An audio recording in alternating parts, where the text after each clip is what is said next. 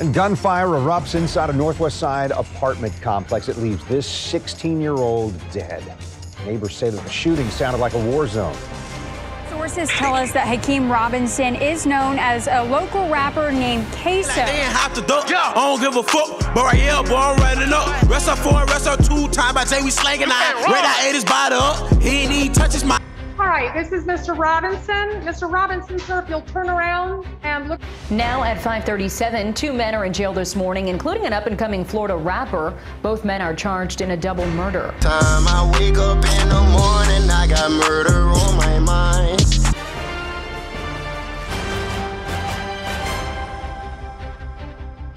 My niggas murdered team out. Bitch caught about a week ago. Fuck with us and then we tweaking, ho. Bobby, what do you have to say to your fans? Bobby, anything? Zoo shooting shit with Zoo. Talk about bodies, I got a few. 4 plus 3, 3 plus 2. I'm the King Von, nigga, who is you? My name is Fitz. This might be your first time on my channel. If so, please hit and absolutely obliterate that like button. Subscribe, comment your opinions down below. But anyways, grab your ice cream, your cupcake, your fucking, I don't even know, whatever you're into. This is gonna be an interesting video because motherfuckers people just be snitching on themselves lately. Like, I don't even understand, but let's get into the video. We all know artists that got arrested for self-snitching.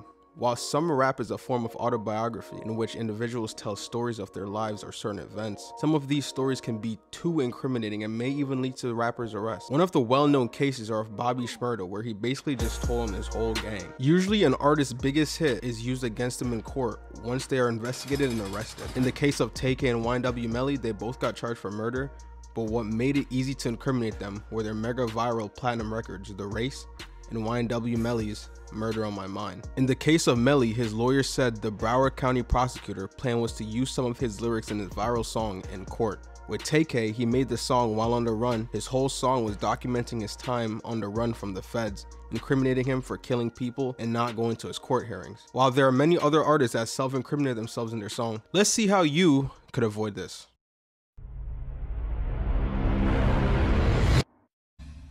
Imagine you're a teenager in the streets that never had anything. One day you're in the studio, your man's is making a song. As a joke, he tells you to hop in the booth. He shows you the basics, and while you're in there, you and him get to making some music and everything's going good. You hear a specific beat come on. It catches your attention, it reminds you of your street life you've been living. You find a flow and start punching in lyrics. At the end of the song, you realize you just told your whole life and your friend's whole life in one song. You think to yourself, this sounds good, with no real intention of becoming an artist. You put it on YouTube, within just a month it gets over 10K views.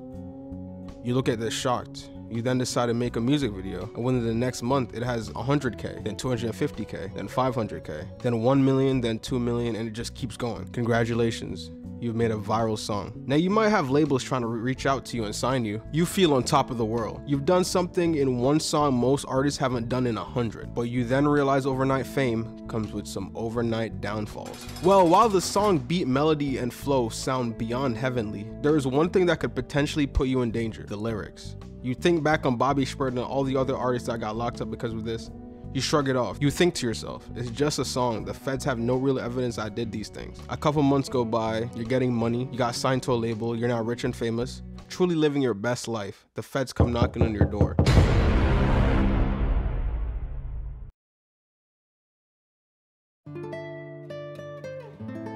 They arrest you and your gang. You and your crew were under watch the whole time for some local murders, and while being investigated, you denied any involvement in them. While the evidence piled up against you and your crew, one of the biggest evidence that came out was your viral song. With lyrics like, "Yeah, my gang killed Bob, James, and Jimmy, put the one on that boy, make him see his godparents like Timmy," this would just be a few lines that would take you out, because the people that died in the area were also named Bob, James, and Jimmy. As the evidence piled up against you, you hold your own. You didn't say anything or snitch on your crew. They pull up the file of Instagram videos and your gang bragging about these hits of certain individuals, and this will put you all in prison for life. Well, we've seen cases like this in terms of Bobby Shmurda and a rapper also named Queso, where they're basically put out songs talking about killing these certain individuals, and that would later incriminate them and sentence them for a minute. Even with Tik, like, he also got caught up trying to basically say fuck the police, and then he just got fucked by the police. Like, we've seen cases like this with Bobby Shmurda, where he basically told his whole history of his crew and song went viral. The police used this against them. But one of the most interesting cases to me was with Queso of ATK in Jacksonville, Florida, where he straight up bragged about the killing of Bibby. For his controversial album cover that featured photos of murder victims. A mother of one of the victims told us the photo of her son was in spite of his death and not a memorial. They like they ain't have to duck. I don't give a fuck. But with Bibby, I'm flying with Bibby. Bibby, I'm flying. But I put that shit on Bibby, cremated ass. We whoop their ass, dog.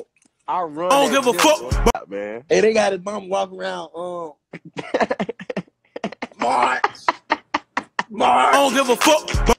March. Yes, ma'am. I don't give a fuck. March. No. Turn around and look at the screen.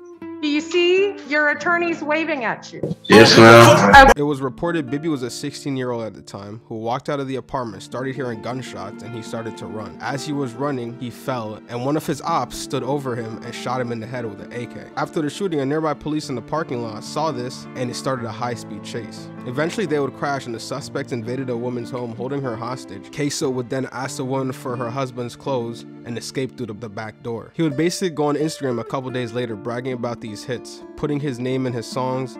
They would even caught him on video claiming he's smoking Bibby.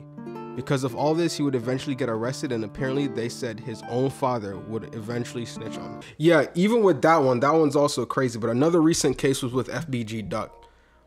There was Vaughn Mansdem, like C-Thang, Muwap and all them. They got caught up. Another recent case was the murder of FBG Duck, with Duck killers basically snitching on themselves. In multiple videos, we can see them bragging and taunting the rival gang members while they are using drugs to cope with the anxiety of the feds.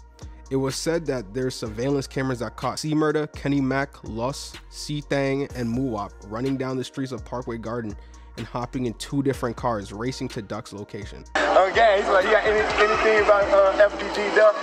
You know what I'm saying? You don't say shit about Troy. That's it. Don't say shit about Troy. Get that guy over there. Whatever, you know me. Come on, man, don't do that. Don't do that. You know I know that. Stop playing. Stop playing. Do that. Stop playing. Stop playing.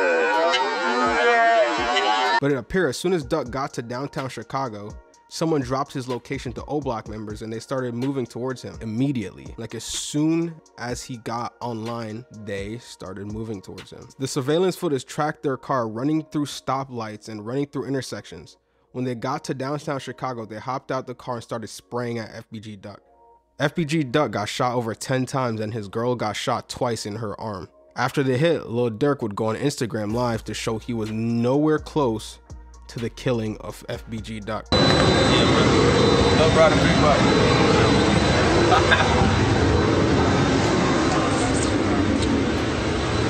A couple weeks later, some people believe King Von got these men chains to crown them for their killing of O-Block's #1 op. All evidence would lead back to them, along with them bragging about it on social media, and they would eventually get arrested. Folks golden, bitch. Tell them I got a lot, VJ. They know. Y'all know what I'm talking. No doubt. Y'all know folks get busy, don't y'all? Just free, how many y'all think? Look, what y'all think? Oh, y'all think his ass all cap? More than 5. Well, y'all think his ass all cap? More than 5? Maybe he cap. I'll take it out. Yeah. He talking shit. Oh, more than 5. So talk about bodies, I got a few. 4 + 3, 3 + 2. He talking shit. Oh, more than 5. So talk about bodies, I got a few. He talking shit. Oh, more than 5.